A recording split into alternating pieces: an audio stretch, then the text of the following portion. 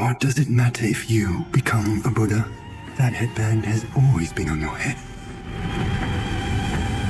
Keep those eyes wide open.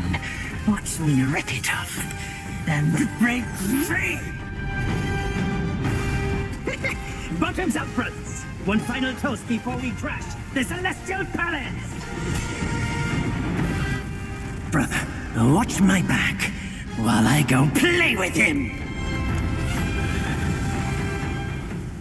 After Wukong's first rebellion against the Celestial Court, he was imprisoned by the Buddha beneath the mountain. After serving his punishment, he embarks on a journey to the west, because he believed that by achieving the Buddhahood with merit, he could free all living beings from suffering, achieving equality for all beings. The way I saw it, with enough merit and a position before the Buddha, they would leave me be, and all of you as well. Throughout the journey, Wukong remained unwavering in his belief, even clashing with his sworn brother, the Bull King, to stay true to his mission. The Bull King's memory reveals Wukong's deep commitment to this path. Find a master and serve the right. It's the only path left for the likes of us. Don't you understand, brother? However, after completing the journey to the west and attain the Buddhahood, Wukong realized that joining the ranks of the immortals did not truly free the world from oppression. Even worse, he discovered an unsettling truth. The immortality of the gods and Buddhas was built on a system of unequal exploitation. Wukong showed his contempt in his portrait. Immortality is not for me, and clearly condemned in the opening fight with Erlangshen. Immortality? For that word, all realms and beings have ruined themselves. This statement highlights Wukong's profound critique of immortality and is the key to understanding the story of Black Myth Wukong.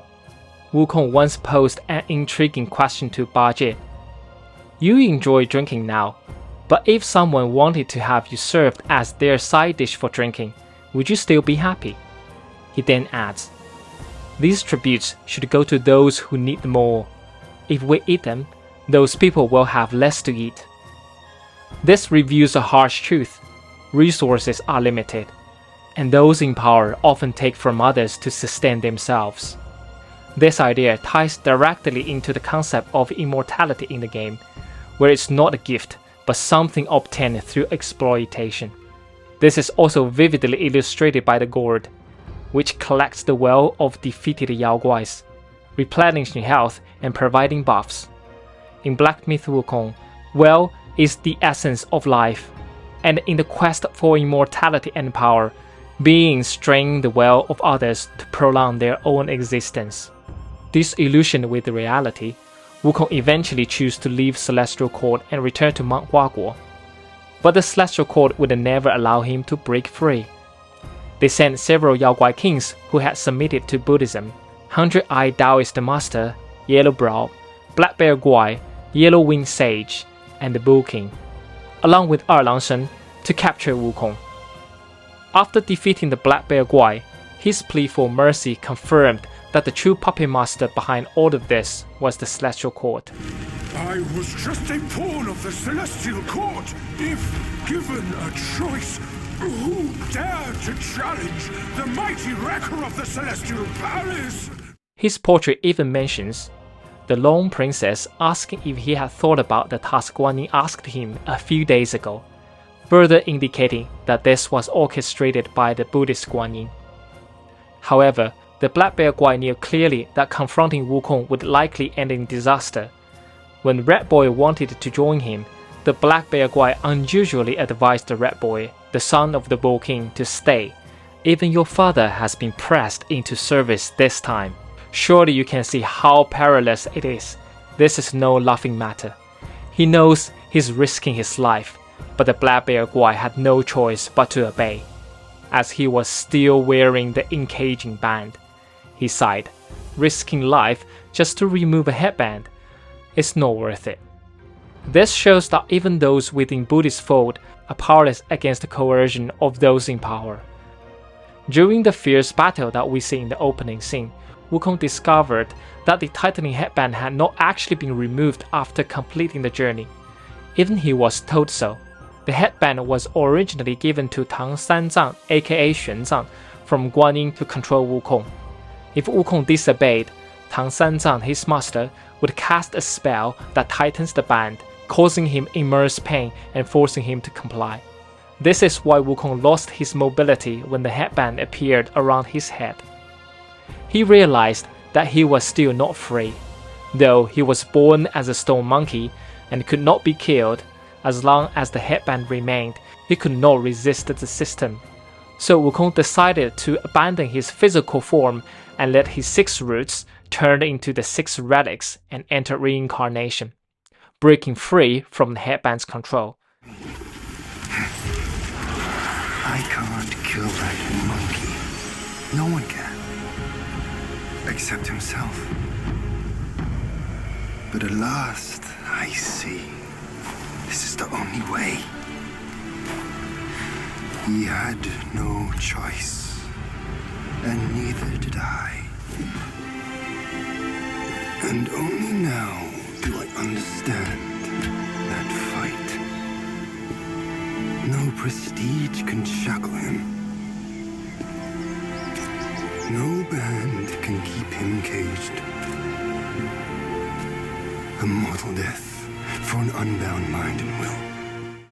It's evident that even Erlang Shen admired Wukong's desire to rebel against the Celestial Court, which is what he has always wanted to do. You probably want to know why. It is a long story, and I'll discuss in more detail in my upcoming videos. The 6 roots are Buddhist terms referring to the 6 senses through which we perceive the world: eye, ear, nose, tongue, body, and mind. They are also sources of greed and desire. Buddhism teaches that by transcending these senses, one can achieve liberation and enlightenment. Among these, the mind is the most crucial, as it is our consciousness. Only by truly finding our mind can we avoid being consumed by the other senses and losing ourselves. Erlang Shen pretended to kill Wukong and let the 5 Yaoguai kings keep the first 5 relics, while he secretly preserved the mind root by placing it in his 3rd eye. He had to quietly eliminate 2 celestial soldiers to prevent the matter from being exposed. We can come to know this from his portrait. The celestial soldier boasted, "I was at the front of the formation and saw it clearly. When they dismembered his body, even the secret divinity took a piece."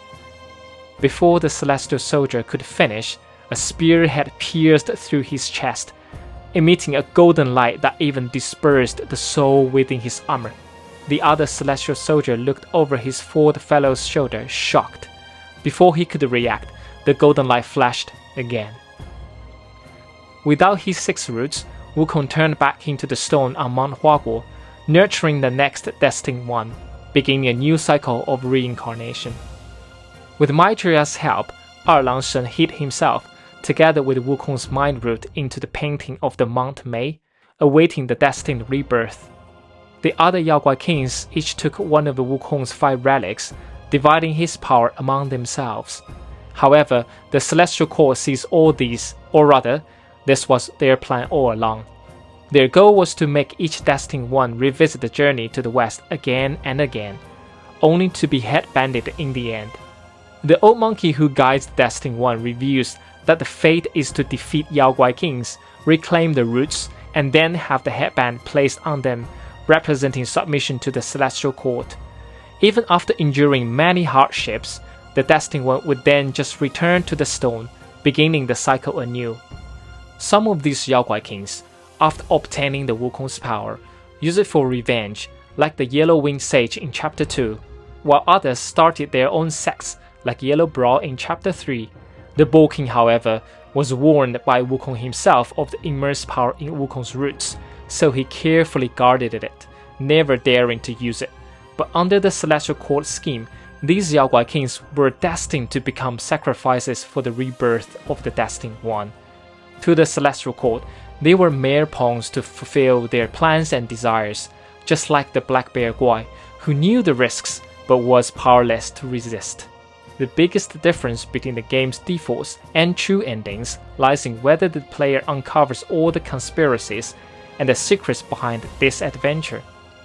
Guided by Erlangshen's brothers, by noticing the subtle clues along the way, if they uncover the secrets of each chapter and eventually enter Mount Mei through the pagoda, they will meet Erlangshen.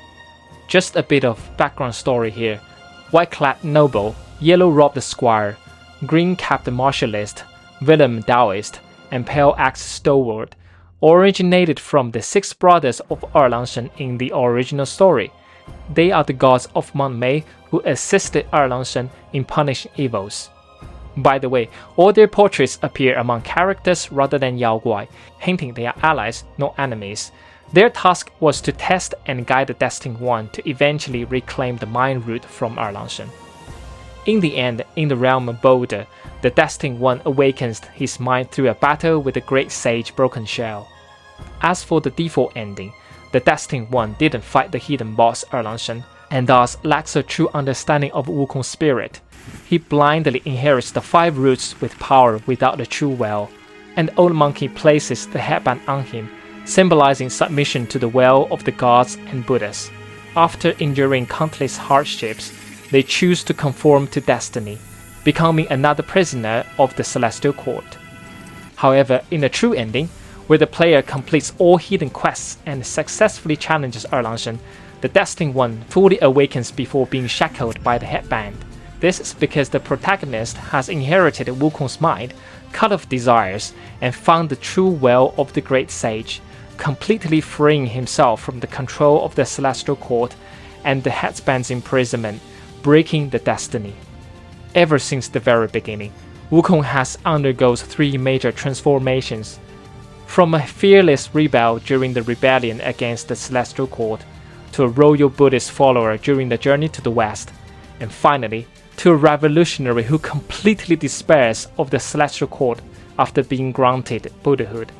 He deeply understood the world's suffering and stood against the oppression of the masses by the powerful. He condemns the cruel system who exploited the others' will for their selfish desires into immortality. As the Destined One, May you not fail him.